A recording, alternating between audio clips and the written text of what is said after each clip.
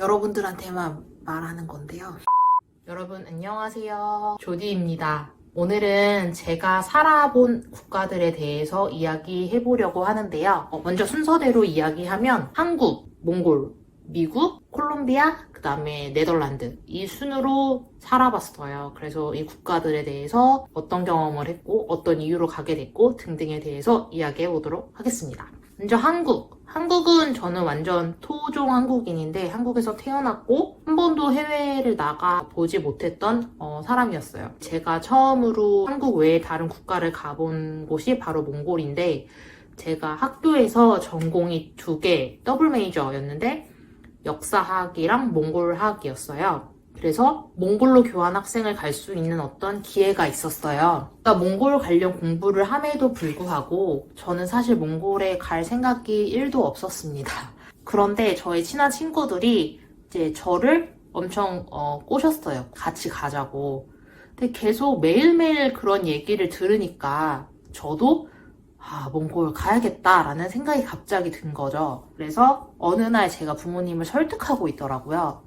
허락은 하셨지만 몽골에 어쨌든 가려면 돈이 필요하겠죠. 돈을 모아야 했었고 근데 다행히도 몽골이 우리나라보다 좀 물가가 저렴하고 학비도 저렴하고 했기 때문에 대략적으로 제가 한 6, 7개월 있는 한 학기 동안 한화로 한 500만 원 정도가 필요했어요.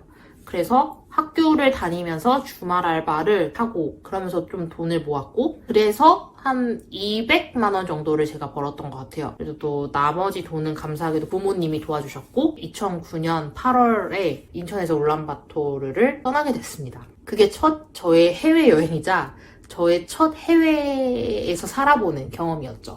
울란바토르에 머무면서 몽골어도 배우고 다양한 외국인 친구들도 만나고 그 몽골 6개월 동안 살면서 2가지 큰 경험을 했는데 하나는 언어의 중요성을 크게 느꼈고 제가 몽골어를 한국에서 잘 못하고 몽골에 갔는데 워낙 못했었기 때문에 좀 느는 속도가 굉장히 빨랐어요. 언어는 못해도 현지에 도착해서 얼만큼 좀 열심히 하고 얼만큼 호기심을 가지고 공부를 하냐 그거에 따라서 빨리 늘 수 있구나 이런 걸 또 느꼈고 몽골어 외에도 영어도 중요하구나 라는 거를 체감할 수 있었어요. 현지에 이제 몽골의 교환학생들이 한국에서 온 사람들도 있지만 다른 유럽, 미국 이런 데서 온 친구들도 있는데 걔네는 다 몽골어도 하고 모국어도 하고 심지어 영어도 하더라고요. 그래서 3개 국어를 막힘없이 술술 하는 그 모습을 보고 와 저런 외계인들이 다 있나 라고 생각을 하면서 나도 영어를 해야겠다 이런 걸 배웠고 또 하나는 몽골어를 내가 이만큼 공부했으니까 뭔가 조금 능력을 발휘할 수 있는 일을 좀 해보고 싶다 이런 생각을 하게 됐죠. 그러고 나서 한국에 돌아왔는데 마침 여성가족부에서 한국 대학생들을 같이 몽골로 데리고 가면서 그 한국 대학생들과 몽골 대학생들 간의 교류를 하는 이런 프로젝트가 있었어요. 그래서 이제 통역을 할 사람을 구하더라고요. 그래서 이제 지원을 했죠. 정식으로 파견이 된 거는 제가 돌아온 지 한 4, 5개월 있다가 파견이 됐죠. 그리고 다시 한국에 돌아와서 영어를 어떻게 할 것인가 영어 공부를 해야 되는데 나 같은 애는 현지 국가에 가서 공부하는 게 언어를 빨리 느는 그런 타입이구나 스스로 생각하게 돼서 영어권 국가들을 알아보게 된 거죠. 당시 저의 생각은 왜 보통 우리나라도 영어를 배우면 미국식 영어를 좀 많이 배우잖아요. 그래서 저는 자연스럽게 미국으로 가야겠다라고 생각을 했고 그 큰 미국 땅덩어리 중에서도 어느 도시를 갈까 생각을 하다가 정말 친한 고등학교 친구가 미국 뉴욕으로 갔었는데 그 친구가 갑자기 생각난 거예요. 나도 뉴욕을 갈까? 아는 사람도 있겠다. 그리고 또 때마침 어떤 글로벌 컨설팅 에이전시에서 아르바이트도 같이 할 수 있는 어떤 프로그램이 있다 이런 걸 홍보를 하더라고요. 그 프로그램을 신청해가지고 미국 뉴욕으로 가게 됐죠. 6, 7개월 정도 거주를 했고 어학원을 다니면서 아르바이트도 하고 또 운이 좋게 제가 다니던 어학원에서도 이런 인턴 자리를 줘가지고 학생들을 돕는 헬퍼 이런 역할을 같이 했었습니다. 미국 하면은 행복한 기억은 별로 없고 미국에서 만난 한국인들이 다 악질들만 만나가지고 제가 2명의 한국인 그런 집주인들 밑에서 이제 집을 구해서 살았었는데 다들 저 계약금 안 주려고 미국에서 공부를 다 끝내고 한국으로 이제 돌아가야 되는데 돌아가기 전에 제가 해보고 싶었던 게 있었어요. 남미 여행. 제가 모아둔 돈으로는 제가 가고 싶은 남미 국가들을 다 여행을 못 하겠더라고요. 한 국가만 선택을 해야만 하는 그런 상황이었어요. 한 국가를 정했죠. 그곳이 바로 콜롬비아였습니다. 제가 남미를 관심을 갖게 된 가장 첫 번째 국가가 콜롬비아였고, 또 저는 커피 마시는 걸 굉장히 좋아했고, 콜롬비아에 가서 커피 농장에 가보고 싶은 버킷리스트 이런 게 있었기 때문에 주저없이 많은 남미 중에 콜롬비아를 정해서 그곳에서 한 달 정도 체류를 했죠. 버젯이 얼마 없다 보니까 항상 그랬듯이 카우치 서핑으로 저를 호스트해줄 분들을 찾게 된 거예요. 정말 고맙게도 두 가족이 저를 호스트해주셨고 2주는 한 가족, 2주는 이쪽 가족 집에서 체류하면서 맛있는 밥도 해주시고 초급 스페인어도 배웠고 보고타 외에도 산힐이라는 콜롬비아 중부의 이렇게 산악지대인데 레저, 스포츠 이런 걸 많이 하더라고요. 그래서 거기 가서 패러글라이딩도 해보고 살렌토라는 커피 농장 그쪽으로도 여행 가고 재미있는 콜롬비아 한 달 살기를 하고 돌아왔죠.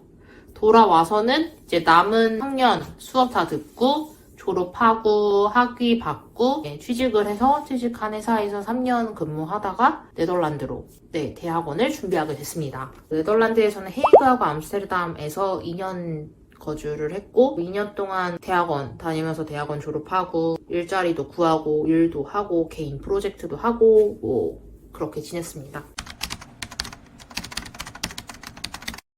제일 임팩트가 있는 국가는 어디냐면 당연히 몽골. 왜냐면은 저의 첫 해외 국가였기 때문에 영어가 아예 통하지가 않는 곳이기 때문에 더 색다른 경험이었고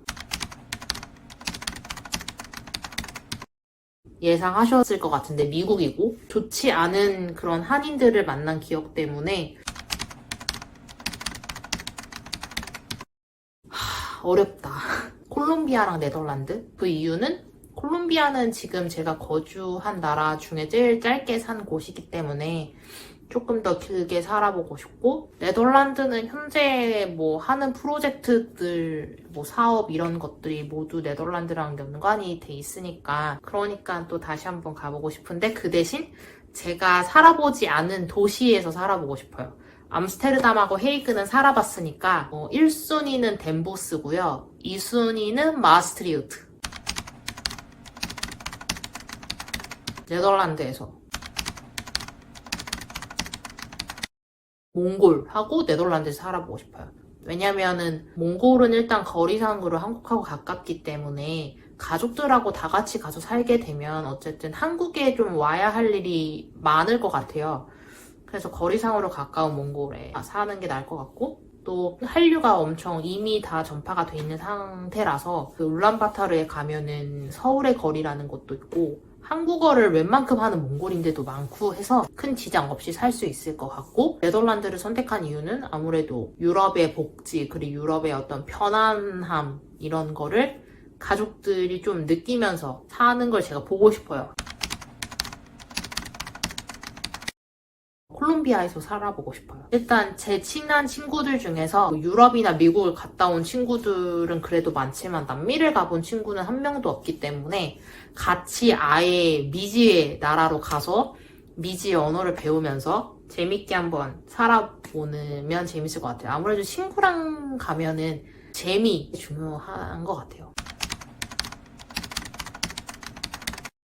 두 곳이 있는데 아시아는 카자흐스탄 그리고 유럽은 슬로베니아. 카자흐스탄, 슬로베니아 다 여행으로는 가본 적이 있는데 카자흐스탄은 의외로 인프라도 잘 구축돼 있고 러시아보다 10배 정도 발전이 된 저는 개인적으로 너무 놀랐고 도심에서 조금만 나가면은 호수도 있고 산도 있고 초원도 있고 여러 가지 자연을 한꺼번에 볼 수 있는 국가여서 이렇게 살게 된다면 러시아어도 한번 배워볼 수 있는 또 우리나라에서 직항도 있고 다양한 이유 때문에 카자흐스탄에서 살아보고 싶고 슬로베니아는 유로를 사용하더라고요. 예를 들어서 그 근처에 체코 이런 데는 아직 유로를 사용하지 않잖아요. 통용되는 통화가 유로라는 점이 일단 매력적이었고 물가도 저렴해서 수도 류블라냐도 중앙에 이렇게 작은 강이라고 해야 되나? 운하가 흘러요. 굉장히 평화롭더라고요.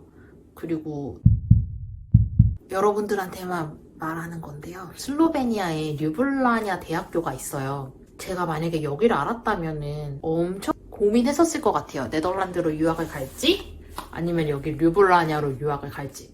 그 류블라냐 대학교에도 한국어과가 있더라고요. 영어 학위도 제공이 되고 모든 면에서 내가 다시 유학을 가게 되면 류블라냐 대학으로 가야지 이런 생각을 했습니다. 이렇게. 네, 그럼 오늘은 제가 살아본 국가에 대해서 이야기 나눠봤는데 다음에 또 만나요. 빠이니다.